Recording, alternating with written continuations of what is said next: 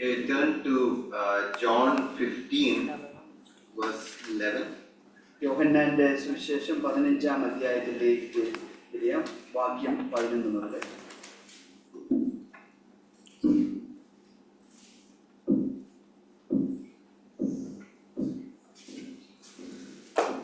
We'll read this verse first. എന്റെ സന്തോഷം നിങ്ങളിലിരിക്കുവാനും നിങ്ങളുടെ സന്തോഷം പൂർണ്ണമാകുവാനും ഞാൻ ഇത് നിങ്ങളോട് സംസാരിച്ചിരിക്കുന്നു. That my joy may be in you. എന്റെ സന്തോഷം നിങ്ങളിൽ ആയിരിക്കുവാൻ.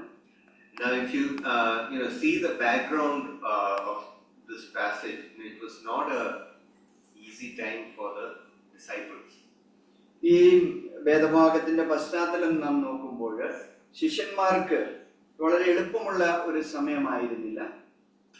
If you read the previous chapters, we see a lot of negative emotion going on. ഇതിന്റെ മുമ്പിലുള്ള അധ്യായങ്ങൾ നമ്മൾ നോക്കുകയാണെങ്കിൽ അവർക്ക് വളരെ വിഷമകരമായിട്ടുള്ള വികാരങ്ങളിലൂടെ ഒരു അവസ്ഥയിലൂടെ അവർ കടന്നു പോവുകയായിരുന്നു. See, they were troubled in their hearts. അവരുടെ ഹൃദയത്തില് അവര് വിഷമിക്കുകയായിരുന്നു. They were sorrowful. They were afraid. അവര് ദുഃഖിക്കുകയായിരുന്നു. അവർക്ക് ഭയമുണ്ടായിരുന്നു. And they were uncertain, unsettled with all the uncertainty that was there. അവരുടെ മുൻപിലുള്ള അനിശ്ചിതാവസ്ഥയെ കുറിച്ച് അവര് അസ്വസ്ഥരായിരുന്നു. Why is that? എന്തുകൊണ്ടാണ് അങ്ങനെ? Because Jesus was telling them, just hours from all this that he was speaking, that soon he is going to be arrested. യേശു അവരോട് സംസാരിക്കുകയായിരുന്നു, വളരെ വൈകാതെ തന്നെ അവന് പിടിക്കപ്പെടുമെന്ന്. And that he is going to be crucified. അവന് ക്രൂശിക്കപ്പെടും. And then one of the disciples is going to betray. ശിഷ്യന്മാരിൽ ഒരുവൻ അവനെ ഒറ്റുകൊടുക്കും. And that Peter will deny. പത്രോസ് അവനെ തള്ളിപ്പറയും. And all the disciples will be scattered. ശിഷ്യന്മാര് എല്ലാവരും ചിതറിക്കപ്പെടും. And then they will be persecuted. ശിഷ്യന്മാര് പീഡിപ്പിക്കപ്പെടും. If the world hates me, they will hate you also. ലോകം എന്നെ വെറുത്തതിനാൽ അവര് നിങ്ങളെയും വെറുക്കും. So it was, what they were hearing was quite upsetting for them. അവര് കേട്ടുകൊണ്ടിരുന്ന കാര്യങ്ങള് അവരെ വിഷമിപ്പിക്കുന്നതായിരുന്നു. This was not what they signed up for. ഈ ഒരു കാര്യത്തിന് വേണ്ടിയല്ല അവര് ചേർന്നത്. When Jesus called them, it was like, Jesus was doing all these miracles, and they were catching nets full of fishes, and Jesus was telling, "Come, I'll make you fishers of men." യേശു അവരെ വിളിച്ചപ്പോൾ യേശു വളരെയധികം അത്ഭുതങ്ങൾ പ്രവർത്തിക്കുകയായിരുന്നു. അവരുടെ വല നിറയെ മത്സ്യങ്ങള് ഉണ്ടായിരുന്നു. യേശു അവരെ വിളിച്ച് അവരോട് പറഞ്ഞു, എന്നെ അനുഗമിക്കുക, ഞാൻ നിങ്ങളെ മനുഷ്യരെ പിടിക്കുന്നവരാക്കി തീർക്കാം. Jesus was very popular and everybody was coming to see Jesus. യേശു ആ സമയത്ത് വളരെ പ്രശസ്തമായിരുന്നു. അനേകര് അവനെ കാണുവാനായിട്ട് അവന്റെ അടുത്തേക്ക് വന്നിരുന്നു. And now Jesus has chosen them to be the disciples. യേശു അവരെ തന്റെ ശിഷ്യന്മാരായിട്ട് തിരഞ്ഞെടുത്തു. And then their understanding of the time of who the Messiah would be, that the Messiah would deliver them from Roman rule and establish his kingdom. അവർക്ക് മിശിഹായെ കുറിച്ചുള്ള ആ ഗ്രാഹ്യം ഇതായിരുന്നു. മിശിഹ വന്ന് റോമൻ സാമ്രാജ്യത്തിന്റെ ആ ആധിപത്യത്തിൽ നിന്ന് അവരെ വിടിവിക്കുമെന്ന്. And they were busy discussing, when Jesus is king, who will sit on this side, who will sit on that side. That was their discussion. ശിഷ്യന്മാര് വളരെ തിരക്കിലായിരുന്നു. യേശു രാജ്യം സ്ഥാപിച്ചു കഴിയുമ്പോൾ ആര് അവന്റെ വലത്ത് ഭാഗത്തിരിക്കും, ആര് അവന്റെ ഇടത്ത് ഭാഗത്തിരിക്കും.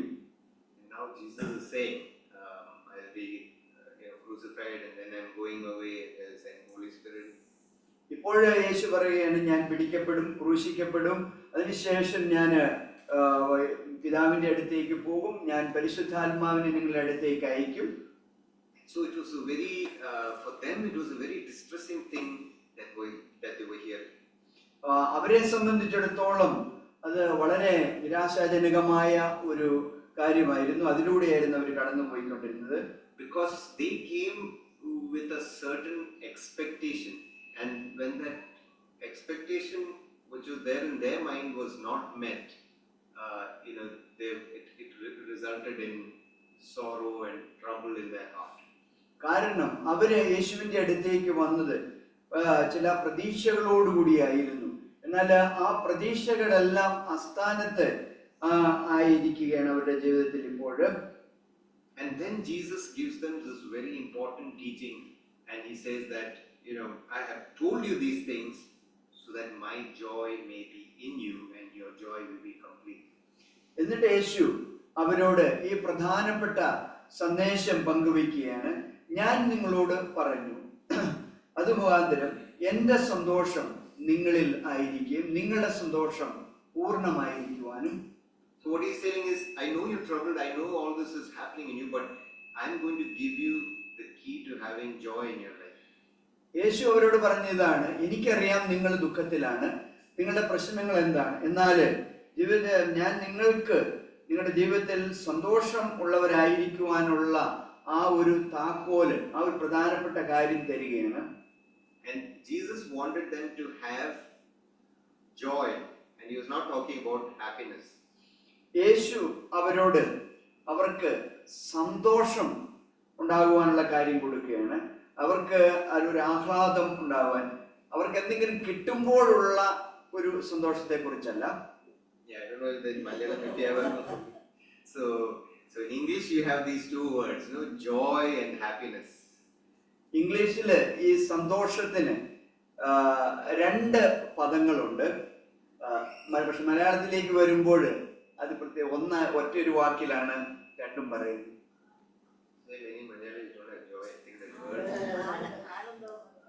ആനന്ദം.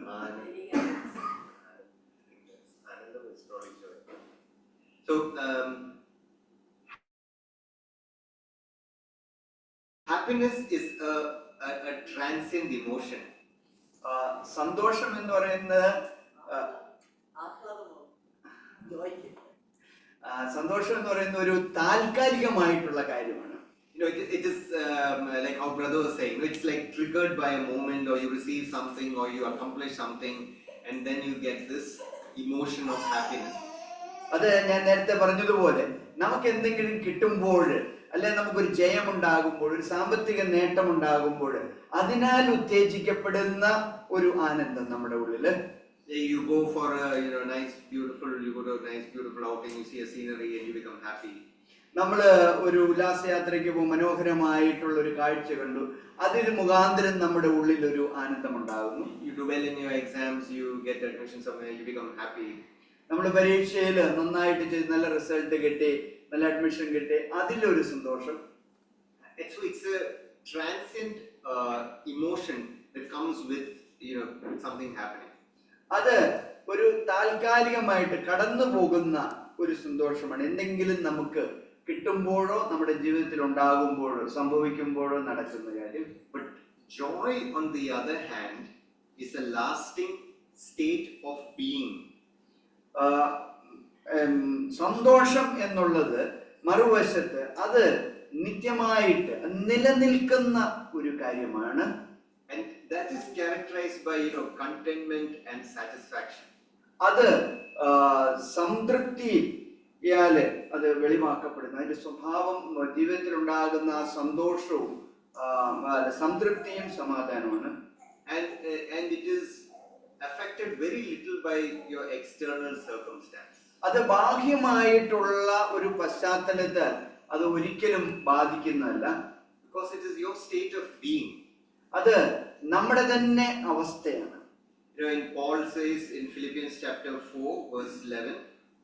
പൗലോസ് അപ്പോസ്തലൻ ഫിലിപ്പിയ ലേഖനത്തിലെ 4-ാമത്തെ അധ്യായം, Philippians chapter 4 verse 11.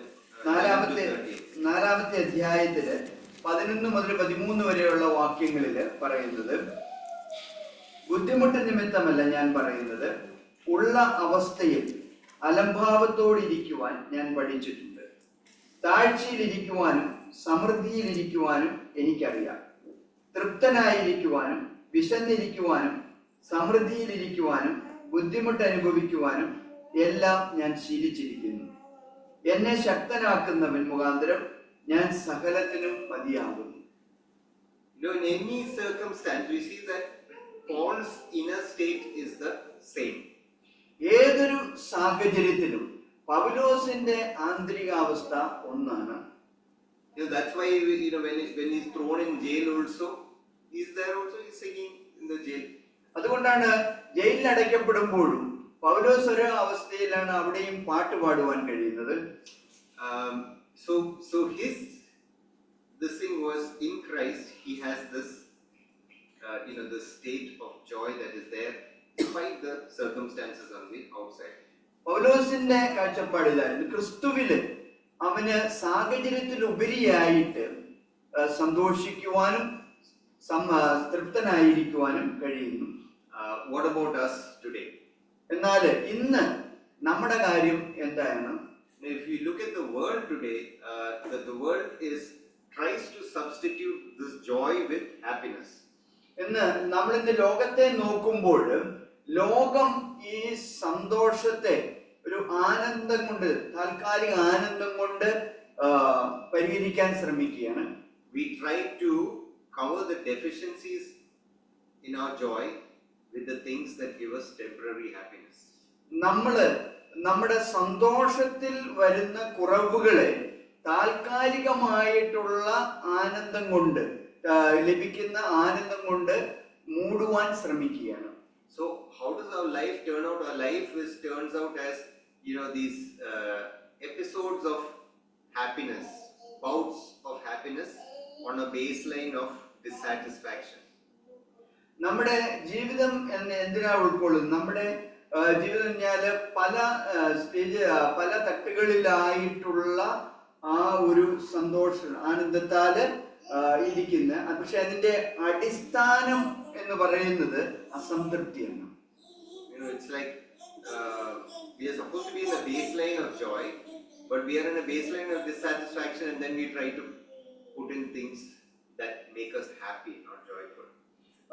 നമ്മളുടെ അടിസ്ഥാന രേഖ അല്ലെങ്കിൽ നമ്മളുടെ അടിസ്ഥാനം എന്ന് പറയുന്നത് സന്തോഷം ആയിരിക്കണം. പക്ഷേ നമ്മൾ ആ സന്തോഷത്തിന് പകരം ആ അസംതൃപ്തിയിൽ ആയിരിക്കുന്നു.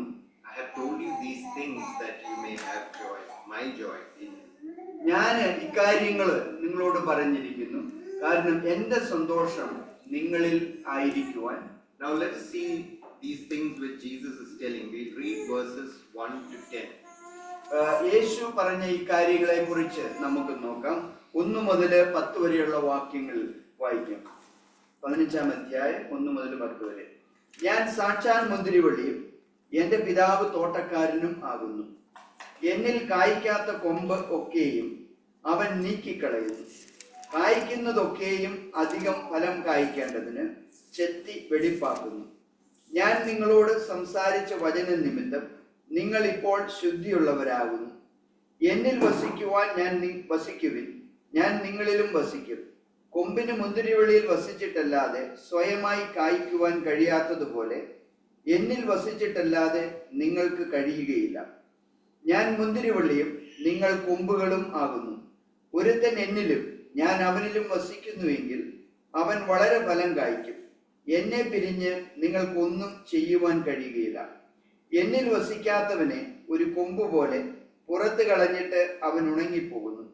ആ വക ചേർത്ത് തീയിലിടുന്നു, അത് വെന്തുപോകും.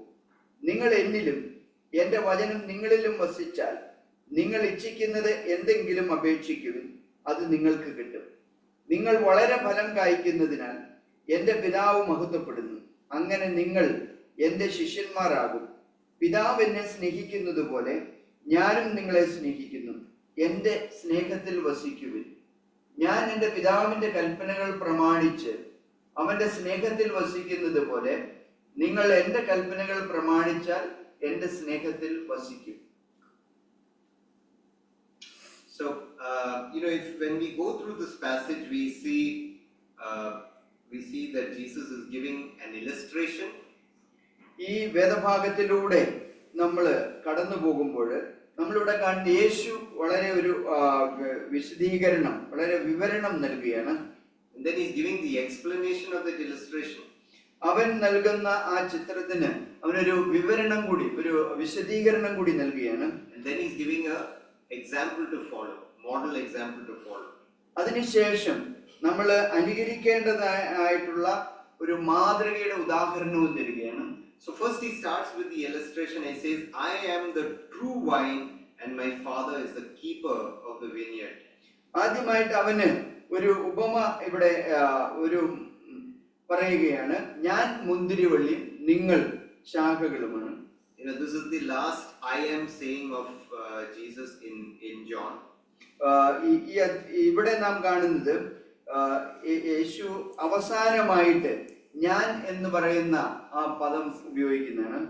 And he's saying, I am the true vine and my father is the keeper of the vineyard. ഇവിടെ യേശു പറയുന്നത് ഞാൻ സാക്ഷാൽ മുന്തിരിവള്ളിയും എന്റെ പിതാവ് തോട്ടക്കാരനും ആകുന്നു എന്നാണ്. So why does he say I am the true vine? എന്തുകൊണ്ടാണ് യേശു ഇത് പറയുന്നത്, ഞാൻ സാക്ഷാൽ മുന്തിരിവള്ളി എന്ന് പറയുന്നത്? If we read in the Old Testament, we read repeatedly that Israel is called as the vine of God. പഴയ നിയമത്തില് നാം വായിക്കുമ്പോൾ ആവർത്തിച്ച് പറഞ്ഞിരിക്കുന്ന ഒരു കാര്യമുണ്ട്, ഇസ്രായേലാണ് ദൈവത്തിന്റെ മുന്തിരിവള്ളി എന്ന്. And God talks about Israel this way. I took great care. I planted Israel as a vine, and then in Jeremiah he says, but this vine gave bad fruit. അവിടെ നാം വായിക്കുന്നുണ്ട്, ദൈവം പറയുന്നത് ഞാൻ ഈ മുന്തിരി ചെടിയെ നട്ട് വളരെയധികം പരിപാലിച്ചു, എന്നാൽ യെരമ്യാവിന്റെ പുസ്തകത്തിൽ നാം കേൾക്കുന്നു ഈ മുന്തിരി മോശം ഫലം കായ്ച്ചു എന്ന്. So this is not an old illustration that the reader is not able to understand. The illustration of God being the owner of the vineyard, and now Jesus saying that I am the vine. ഇത് ഒരു പഴയ ചിത്രമല്ല വായനക്കാരന് മനസ്സിലാകാത്തത്. ഇവിടെ അത് വളരെ പരിചിതമായിട്ടുള്ള ഒരു ചിത്രമാണ് യേശു ഇവിടെ വരച്ച് കാണിക്കുന്നത്. അവസാനമായി യേശു പറയുകയാണ്, ഞാൻ സാക്ഷാൽ മുന്തിരിച്ചെടിയാണ്. Now if you go and you see if you go to a vineyard, what will catch our eyes is you will see, our eyes will first go to the grapes. You see lot of grapes. That's what catches our eyes. നമ്മളൊരു മുന്തിരിത്തോട്ടത്തിലേക്ക് പോവുകയാണെങ്കിൽ ആദ്യമായി നമ്മളുടെ കണ്ണുകളെ ആകർഷിക്കുന്നത് ഈ തോട്ടത്തില് കായ്ച്ച് കിടക്കുന്ന മുന്തിരിപ്പഴങ്ങളിലേക്കായിരിക്കും. You see lot of grapes and you see lot of leaves and all. But if you look carefully, then you can see that under it all there is a vine that is there. നമ്മള് ഈ തോട്ടത്തിലേക്ക് പോകുമ്പോൾ മുന്തിരിക്കൊലകളും തൂങ്ങിക്കിടക്കുന്നു, ധാരാളം ഇലകളും കാണുന്നു. എന്നാൽ വളരെ ശ്രദ്ധയോടുകൂടി നമ്മൾ നോക്കുമ്പോൾ താഴെ ഇതിന്റെ എല്ലാം താഴെ മുന്തിരി ചെടി അല്ല മുന്തിരിയുടെ വള്ളി കാണാൻ കഴിയും. And what the gardener will do is he'll be going and he'll be taking care of these plants. If there are branches which are not bearing anything, he will cut off those branches. തോട്ടക്കാരൻ എന്ത് ചെയ്യും? ഈ മുന്തിരി ചെടികളെ എല്ലാം പരിപാലിക്കും. അവൻ പരിപാലിക്കുന്ന അവസരത്തില് ഫലം പുറപ്പെടുവിക്കാത്ത എല്ലാ കമ്പുകളും അവന് വെട്ടിമാറ്റും. All the dried and withered branches he will cut off. ഉണങ്ങി വരണ്ട ശാഖകളെല്ലാം അവൻ മുറിച്ചു മാറ്റും. And then when he sees the remaining branches which are bearing fruit, he will prune those branches. അതിനുശേഷം നമ്മള് ഫലം പുറപ്പെടുവിക്കുന്നതായിട്ടുള്ള ശാഖകൾ കാണുമ്പോൾ അത് തോട്ടക്കാരൻ പിന്നീട് അത് വെട്ടിയൊരുക്കും. What is pruning?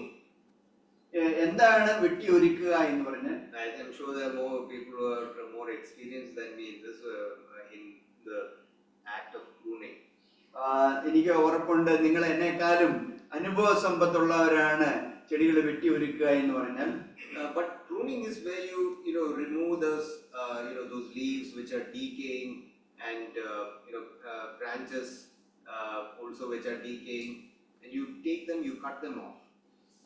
വെട്ടിയൊരുക്കുക എന്ന് പറയുമ്പോൾ അഴിക്കൊണ്ടിരിക്കുന്ന ഇലകളും ഉണങ്ങി വരേണ്ട ശാഖകളും ഫലം പുറപ്പെടുവിക്കാത്ത ശാഖകളെല്ലാം മുറിച്ചു മാറ്റുകയാണ്. And what that ensures is that that the vital parts are getting more nutrition, more sunlight when you remove these away. ഈ വരണ്ട ശാഖകളും ഉണങ്ങിയ ഇലകളും എല്ലാം വെട്ടിമാറ്റുന്നതിലൂടെ ഫലം പുറപ്പെടുവിക്കേണ്ടതായ ശാഖകൾക്ക് കൂടുതൽ ഫലം പുറപ്പെടുവിക്കുവാൻ കഴിയും. And so then the plant produces more fruit. അതുവഴി ഈ ശാഖകള് ധാരാളം ഫലങ്ങൾ പുറപ്പെടുവിക്കും. And so this is the illustration that Jesus is giving. ഈ ഒരു ചിത്രമാണ് യേശു അവർക്ക് നൽകുന്നത്. And he's saying that I am the vine and you are the branches. യേശു ഇവിടെ പറയുകയാണ്, ഞാൻ മുന്തിരിച്ചെടിയും നിങ്ങൾ അതിലെ ശാഖകളുമാണ്. And so he's explaining and he's telling us that in verse 5 he says, apart from me you can do nothing. വിശദീകരിക്കുന്നതിലൂടെ യേശു 5-ാം വാക്യത്തിൽ പറയുകയാണ്, നിങ്ങൾക്ക് എന്നെ കൂടാതെ ഒന്നും ചെയ്യുവാൻ കഴിയില്ല. Maybe you will disagree with Jesus. You will be saying that without Jesus I do so many things every day. നിങ്ങൾ ചിലപ്പോൾ യേശുവിനോട് യോജിക്കത്തില്ലായിരിക്കാം. യോജിക്കാതെ ഇങ്ങനെ വേണേ പറയാം, യേശുവില്ലാതെ ഞാൻ ഒരുപാട് കാര്യങ്ങൾ ഓരോ ദിവസവും ചെയ്യുന്നുണ്ട്. Maybe if I don't come here on Sunday I can do even more things. ഞായറാഴ്ച ഞാൻ ഇവിടെ വരാതിരിക്കുകയാണ്, എനിക്ക് കുറച്ച് കൂടുതലായിട്ടുള്ള കാര്യങ്ങൾ വേണം ചെയ്യാം.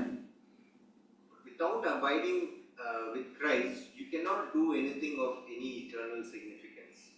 യേശുവിൽ വസിക്കാതെ നിത്യമായിട്ട് സ്വാധീനമുള്ള അല്ല പ്രാധാന്യമുള്ള യാതൊരു കാര്യവും നിങ്ങൾക്ക് ചെയ്യാൻ കഴിയില്ല. And what he's saying is, just like the branches are always connected with the vine, you need to be always connected with me.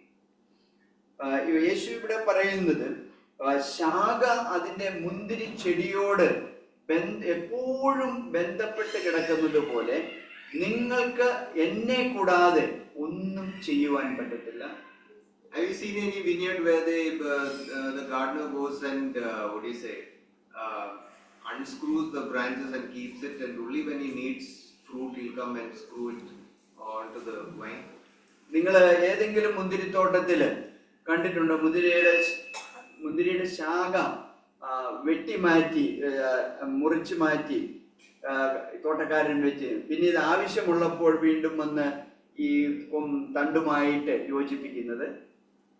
If anything has come up like that, there is definitely it will never bear any fruit. അങ്ങനെ എന്തെങ്കിലും സംഭവിക്കുകയാണ് ഒരിക്കലും തീർച്ചയായിട്ടും ഒരു ഫലവും കായ്ക്കത്തില്ല. It's only the branch that is constantly in connection with the vine that bears fruit.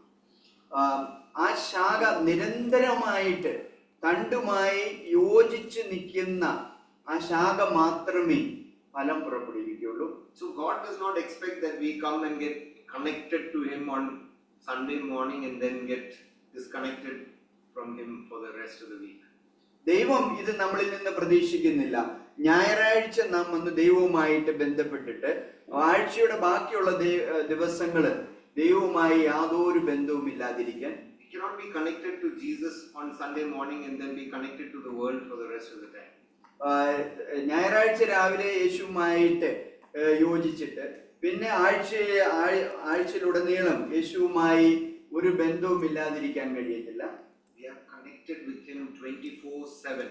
Be it here Sunday morning when we leave from here, we are fellowshipping with him, we are fellowshipping with the Holy Spirit who lives within us. You are connected with him 24/7. നമ്മള് കർത്താവുമായിട്ട് 24/7 എന്ന ആ ഒരു കണക്കിൽ കർത്താവുമായിട്ട് ബന്ധപ്പെട്ടിരിക്കുന്നു. നമ്മൾ സർവ സമയവും കർത്താവുമായിട്ടുള്ള ആ കൂട്ടായ്മയിൽ ആ ബന്ധത്തിലായിരിക്കണം. Verse 7 says, remain in me and my words remain in you. We are abiding in his word. We are connected with his word. 7-ാം വാക്യം പറയുന്നത്, നിങ്ങൾ എന്നിൽ വസിക്കുകയും എൻ്റെ വചനം നിങ്ങളിൽ വസിക്കുകയും ചെയ്താൽ അതുവഴി നാം അവനുമായിട്ട് ബന്ധത്തിലാവുന്നു. It's so important that we are abiding with Christ, means we are abiding in his word. ഇത് വളരെ പ്രധാനപ്പെട്ട ഒരു കാര്യമാണ്. നാം ക്രിസ്തുവുമായിട്ട് ബന്ധപ്പെടുന്ന ക്രിസ്തുവിൽ വസിക്കുക എന്ന് പറയുമ്പോൾ അത് അവന്റെ വചനത്തിൽ വസിക്കുക എന്നുള്ളതാണ്. Verse 3 says, you are already clean because of the word I have spoken to you. 3-ാം വാക്യം പറയുന്നത്, ഞാൻ നിങ്ങളോട് സംസാരിച്ച വചനം നിമിത്തം നിങ്ങൾ ഇപ്പോൾ ശുദ്ധിയുള്ളവരായിരിക്കുന്നു. Jesus cleanses us, as we read in Ephesians, by the washing with the word. എഫെസ്യ ലേഖനത്തിൽ നാം വായിക്കുന്നത് പോലെ യേശു തന്റെ വചനത്താൽ നമ്മളെ വിശുദ്ധീകരിക്കുന്നു. In Hebrews chapter 4 verse 12, it says the word of God is like a double-edged sword, piercing into the dividing asunder of soul, marrow, spirit. It goes deep, cuts deep within. എബ്രായ ലേഖനം 4-ാം അധ്യായം 12-ാം വാക്യത്തിൽ പറയും, ദൈവത്തിന്റെ വചനം ഇരുതല വാൾ, മൂർച്ചയുള്ള വാള് പോലെയാണ്, അത് ഏത് സന്ധിമജ്ജകളെയും ഛേദിക്കുന്ന, തുളച്ചു കയറുന്ന വചനം. So we have to remain in God's word, meditate on God's word, and we have to allow that word to work within us. നമ്മൾ ആകയാൽ ദൈവത്തിന്റെ വചനത്തിൽ വസിക്കുകയും ആ വചനത്തെ ധ്യാനിക്കുകയും ആ വചനം നമ്മുടെ ഉള്ളിൽ ക്രിയ ചെയ്യുവാനും നാം അനുവദിക്കണം. We'll read a verse from James chapter 1 verse 21. യാക്കോബിന്റെ ലേഖനത്തിൽ നിന്ന് നമുക്ക് വായിക്കാം. 1-ാം അധ്യായം James 1 verse 21. 1-ാം അധ്യായം 21-ാം വാക്യം. ആകയാൽ എല്ലാ അഴുക്കും ദുഷ്ടതയുടെ ആധിക്യവും വിട്ട് നിങ്ങളുടെ ആത്മാക്കളെ രക്ഷിക്കുവാൻ ശക്തിയുള്ളതും ഉൾനട്ടതുമായ വചനം സൗമ്യതയോടെ കൈക്കൊള്ളുവിൻ. Humbly accept the word planted in you. സൗമ്യതയോടെ നിങ്ങളുടെ ഉള്ളിൽ നട്ടിരിക്കുന്ന വചനത്തെ കൈക്കൊള്ളുവിൻ. Humbly accept the word that is planted in you. ഉൾനട്ടതുമായ വചനം സൗമ്യതയോടുകൂടെ കൈക്കൊള്ളുവാൻ. Very small, we partake in memory verse competition. നമ്മൾ ചെറുപ്പമായിരുന്നപ്പോൾ കാണാതെ പഠിച്ച വചനങ്ങൾ ആ ഒരു മത്സരത്തിൽ പങ്കുചേരുമായിരുന്നു. So remember there was a girl who I think I was in 4th standard or something. She said 1200 verses. ഞാൻ 4-ാം ക്ലാസ്സിൽ പഠിക്കുമ്പോൾ ഒരു പെൺകുട്ടി ഉണ്ടായിരുന്നു. ആ പെൺകുട്ടി 1200 വാക്യങ്ങൾ കാണാതെ പഠിച്ച് പറഞ്ഞു. So I was a distant second with 250 verses. ഞാൻ വളരെ അകലെ 2-ാം സ്ഥാനത്തായിരുന്നു 200 വാക്യങ്ങൾ കാണാതെ പഠിച്ച്. So many of our churches, what we are good at is memorizing the verses. പല സഭകളിലും നമ്മൾ ഈ വചനങ്ങൾ കാണാതെ പഠിക്കുന്നതിൽ നല്ല പ്രാവീണ്യമുള്ളവരായിരുന്നു. Word is implanted in us. വചനം നമ്മളിൽ ഉൾനട്ടിരിക്കുന്നു. But have we humbly accepted the word that is planted in us? നമ്മളുടെ ഉള്ളിൽ നട്ടിരിക്കുന്ന ആ വചനത്തെ സൗമ്യതയോടുകൂടെ നാം സ്വീകരിച്ചിട്ടുണ്ടോ? We can have the word in us, but in our pride we can live life the way we want. വചനം നമ്മുടെ ഉള്ളിൽ ഉണ്ടാകാം, എന്നാൽ നമ്മുടെ അഹങ്കാരത്തിൽ നമുക്ക് നമ്മുടേതായ ജീവിതം നയിക്കാൻ കഴിയും. Remain, Jesus saying, remain in my words. യേശു പറയുകയാണ്, നിങ്ങൾ എൻ്റെ വചനത്തിൽ നിലനിൽക്കുന്നുവെങ്കിൽ. We really need His grace to do that, because our default state is to try, even though we know the word, to do things our way. യേശുവിന്റെ വചനത്തിൽ വസിക്കണമെങ്കിൽ നമുക്ക് കൃപ ആവശ്യമാണ്. നമ്മളുടെ സ്വയസിദ്ധമായ രീതി ആ വചനത്തിന് വിരുദ്ധമായിട്ട് ചെയ്യുക എന്നുള്ളതാണ്. And then he says in verse 9, remain in my love. 9-ാം വാക്യത്തില് എന്നിട്ട് യേശു പറയുകയാണ്, എന്റെ സ്നേഹത്തിൽ വസിക്കുവിൻ. And how do we remain in his love? He says we remain in my love. Verse 10, if you keep my commandments, you will remain in my love. എന്റെ സ്നേഹത്തില് എങ്ങനെയാ നിൽക്കുന്നതെന്ന് യേശു 10-ാം വാക്യത്തിൽ പറയുന്നു, ഞാൻ എന്റെ കൽപ്പനകൾ പ്രമാണിച്ചാൽ നിങ്ങൾ എന്റെ സ്നേഹത്തിൽ നിലനിൽക്കും. Remaining in the commandments of Jesus is the proof that we are remaining in his love. യേശുവിന്റെ കൽപ്പനകളിൽ നാം നിലനിൽക്കുന്നു എന്നതാണ് നാം അവനെ സ്നേഹിക്കുന്നു എന്നതിന്റെ തെളിവ്. Jesus says, if you love me, you will keep my commandments. യേശു പറയുന്നു, നിങ്ങൾ എന്നെ സ്നേഹിക്കുന്നുവെങ്കിൽ നിങ്ങൾ എന്റെ കൽപ്പനകളെ പാലിക്കും. Again he says, why do you call me Lord, Lord and not do what I tell you to do? വീണ്ടും യേശു പറയുകയാണ്, നിങ്ങൾ എന്നെ കർത്താവേ കർത്താവേ എന്ന് വിളിക്കുന്നു എങ്കിലും എന്തുകൊണ്ടാണ് ഞാൻ പറയുന്നത് നിങ്ങൾ ചെയ്യാതിരിക്കുന്നത്? It's a very good thing to sing I love you Lord, and but if the life is contrary to that, then it doesn't make any sense. കർത്താവെ ഞാൻ നിന്നെ സ്നേഹിക്കുന്നു എന്ന് പറയുന്നത് നല്ലതാണ്, എന്നാൽ ജീവിതം അതിന് വിരുദ്ധമായിട്ട് ആണ് പോകുന്നതെങ്കിൽ അത് പറയുന്നത് കൊണ്ട് ഒരു പ്രയോജനവും ഇല്ല. So from that illustration, one of the explanations is remain in Christ, remain in His word, remain in His love. ആ ഒരു ചിത്രത്തിൽ നിന്നും നമുക്ക് ലഭിക്കുന്ന വിശദീകരണം ഇതാണ്: ക്രിസ്തുവിൽ വസിക്കുക, ക്രിസ്തുവിന്റെ സ്നേഹത്തിൽ വസിക്കുക. And then the other part of the illustration was pruning the branches which bear fruit. അതിന്റെ ആ ചിത്രത്തിന്റെ രണ്ടാമത്തെ ഭാഗം ഫലം പുറപ്പെടുവിക്കുന്ന ശാഖകള് വെട്ടിയൊരുക്കുക. Sometimes we get upset that why when I'm walking with the Lord, why when I'm doing His work, when I'm doing His things, why I'm facing more troubles when I'm walking with Him. ചില അവസരങ്ങൾക്ക് നമുക്ക് ഇങ്ങനെ ഒരു പ്രശ്നം ഉണ്ടാകാം: ഞാൻ കർത്താവിന്റെ കൂടെ നടക്കുന്ന ഈ അവസരത്തില്, അല്ല കർത്താവിന്റെ കൂടെ നടക്കുമ്പോൾ എന്തുകൊണ്ടാണ് ഞാൻ കൂടുതൽ പ്രശ്നങ്ങളെ, പ്രയാസങ്ങളെ അഭിമുഖീകരിക്കുന്നത്?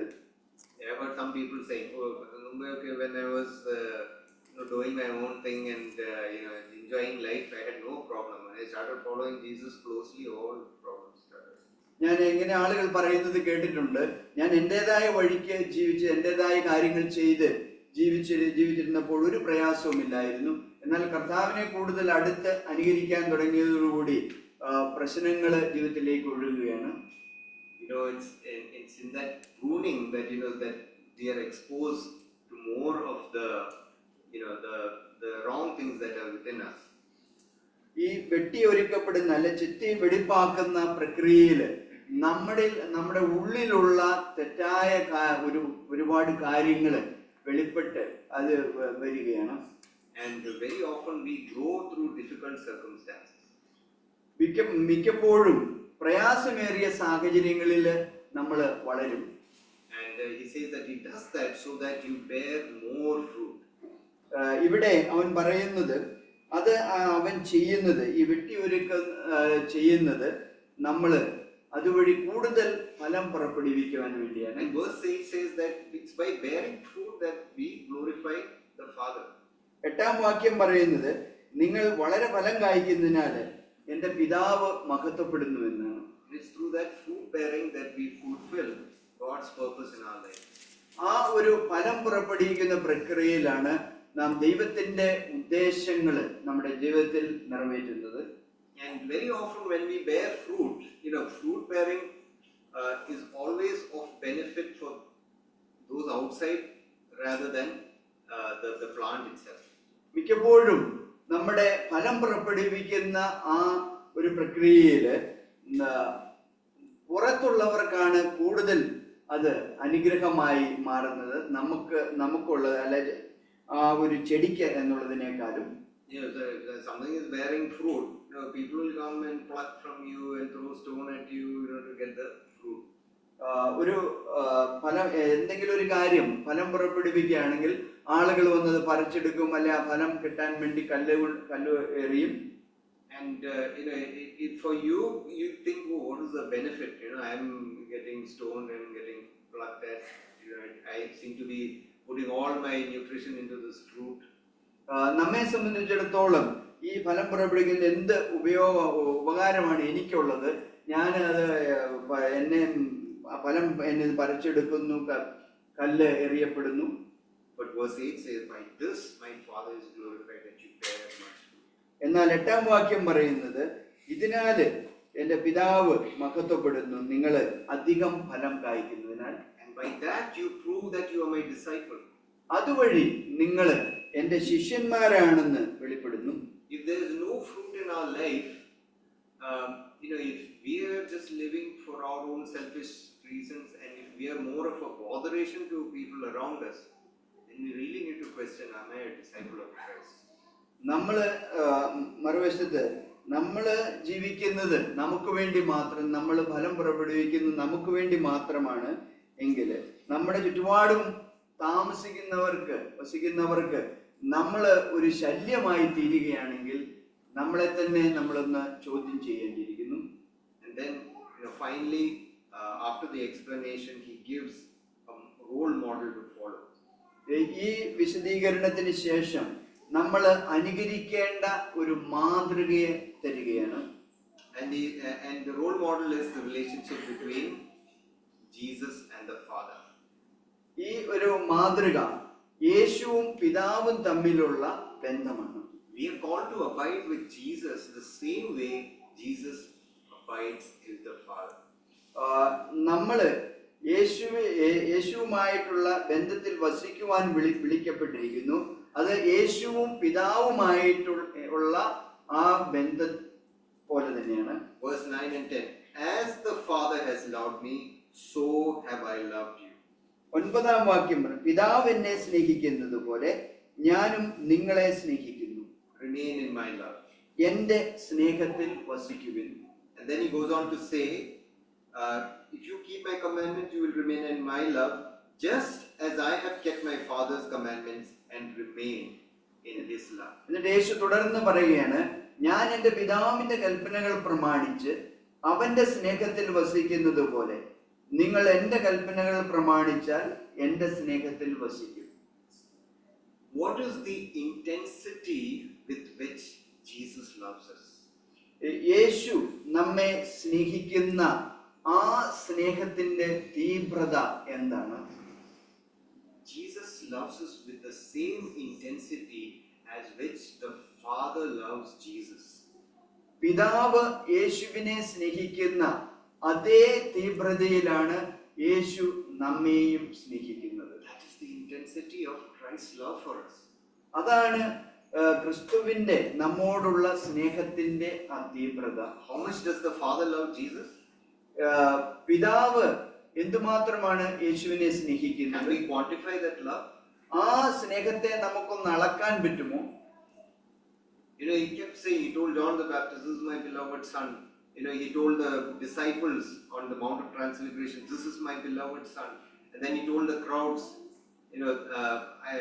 they heard a voice with God, the Father glorifying the Son. പിതാവ് യോഹന്നാനോട് പറഞ്ഞു, ഇവൻ എന്റെ പ്രിയപുത്രൻ. മറുരൂപമലയിലെ ശിഷ്യന്മാരോട് പിതാവ് പറഞ്ഞു, ഇവൻ എന്റെ പ്രിയപുത്രൻ. ജനക്കൂട്ടത്തോട് പിതാവ് സംസാരിക്കുന്ന ശബ്ദം അവര് കേട്ടു. The only time that intensity of that love was broken was when Jesus was crucified on the cross for you and me. ഒരു ഏക സമയത്തേക്ക് ആ ഒരു സ്നേഹത്തിന്റെ തീവ്രത മുറിഞ്ഞു പോയത് നിങ്ങൾക്കും എനിക്കും വേണ്ടി യേശു ക്രൂശിക്കപ്പെട്ട ആ നിമിഷം മാത്രമാണ്. The only time Jesus had to cry, why have you forsaken me? ആ ഒരു സമയത്ത് മാത്രമാണ് യേശുവിൻ വിളിക്കുന്നത്, പിതാവേ നീ എന്തുകൊണ്ട് എന്നെ മറന്നുപോയി. And that shows us that the intensity of love with Christ loves us is the same intensity with which the Father loves Jesus. അത് കാണിക്കുന്നത് ക്രിസ്തു നമ്മെ സ്നേഹിക്കുന്ന ആ സ്നേഹത്തിന്റെ അതേ തീവ്രതയിലാണ് പിതാവ് യേശുവിനെ സ്നേഹിക്കുന്നത്. And he's saying, if you realize that, then you need to remain in that love, just as I remain in the love of the Father. യേശു പറയുന്നത്, നിങ്ങൾ ഈ ഒരു സ്നേഹത്തിന്റെ തീവ്രത മനസ്സിലാക്കുന്നുവെങ്കിൽ അതേ സ്നേഹത്താൽ പിതാവ് എന്നെ സ്നേഹിക്കുന്നത് പോലെ നിങ്ങളും എന്നെ സ്നേഹിക്കുക. And he says, just as I obey the commandments of the Father, if you remain in my love, you should obey my commandments. ഞാൻ പിതാവിന്റെ കൽപ്പനകൾ പാലിക്കുന്നത് പോലെ തന്നെ നിങ്ങൾ എന്നെ സ്നേഹിക്കുന്നുവെങ്കിൽ എന്റെ കൽപ്പനകളും പാലിക്കുക. How did Jesus obey the commands of the Father? എങ്ങനെയാണ് യേശു പിതാവിന്റെ കൽപ്പനകൾ പാലിച്ചത്? Jesus was equal with the Father. Jesus is equal with God the Father. യേശു പിതാവായ ദൈവത്തിന് തുല്യനായിരുന്നു. But he never questioned, why should I do this? Why only me? Why every time I have to do this? എന്നാൽ യേശു ഒരിക്കലും പിതാവിനെ ചോദ്യം ചെയ്യുന്നില്ല, ഞാൻ തന്നെ എന്തുകൊണ്ട് ഇത് ചെയ്യണം, ഞാൻ തന്നെ എപ്പോഴും ഇത് ചെയ്യണം എന്ന്. But he gladly said, yet not my will, but yours be done. എന്നാൽ അവൻ സന്തോഷത്തോടുകൂടി പറഞ്ഞു, എന്റെ ഇഷ്ടമല്ല നിന്റെ ഇഷ്ടം നിറവേറട്ടെ. There is equality, but in the love of Christ for the Father there is obedience. അവിടെ തുല്യതയുണ്ടായിരുന്നാൽ പിതാവിനോടുള്ള ക്രിസ്തുവിന്റെ സ്നേഹത്തിൽ അനുസരണം ഉണ്ടായിരുന്നു. That is the perfect model for us to follow. അതാണ് പൂർണ്ണമായിട്ടുള്ള മാതൃക, നമുക്ക് അനുകരിക്കാൻ പറ്റുന്ന മാതൃക. Because even though Jesus was so busy on the time when he was here on this earth, he never let go of abiding with the Father. യേശു ഈ ലോകത്തിൽ വസിച്ചിരുന്നപ്പോൾ അവൻ വളരെ തിരക്കേറിയ ഒരു ജീവിതമായിരുന്നെങ്കിലും ഒരിക്കലും പിതാവുമൊത്തുള്ള ആ ജീവിതത്തില് വസിക്കുന്ന കാര്യത്തില് ഒരു വിട്ടുവീഴ്ചയും ചെയ്തില്ല. And for him, that relationship with the Father, the obedience to the Father, the love, remaining in the love of the Father, was always first in his life. യേശുവിനെ സംബന്ധിച്ചിടത്തോളം പിതാവിൽ വസിക്കുകയും പിതാവിന്റെ സ്നേഹത്തിൽ നിലനിൽക്കുകയും ചെയ്യും, അവനെ അനുസരിക്കുകയും ചെയ്യുന്നതായിരുന്നു ജീവിതത്തിൽ ഒന്നാമതായിട്ടുള്ള കാര്യം. And today Jesus is saying, if you remain in me, if you remain in my word, if you remain in my love, you will bear fruit and your joy will be complete. ഇന്ന് യേശു പറയാണ്, നിങ്ങൾ എന്നിൽ വസിക്കുകയും എൻ്റെ വചനത്തിൽ നിലനിൽക്കുകയും ചെയ്താൽ നിങ്ങളുടെ സന്തോഷം പൂർണ്ണമായി നിങ്ങൾ ഫലം പുറപ്പെടുവിക്കുമെന്ന്. May the Lord help us to be focused on the most important thing in our lives, and that is our relationship with the Lord Jesus. കർത്താവ് നമ്മളെ സഹായിക്കട്ടെ. നമ്മുടെ ജീവിതത്തിലെ ഏറ്റവും പ്രധാനപ്പെട്ട ആ കാര്യത്തില് നമ്മുടെ ശ്രദ്ധ വയ്ക്കുവാൻ അതിന് ദൈവം നമ്മളെ സഹായിച്ച് ഫലം പുറപ്പെടുവിക്കുന്നവരാകട്ടെ. അവന്റെ നാമം മഹത്വപ്പെടുമാറാകട്ടെ.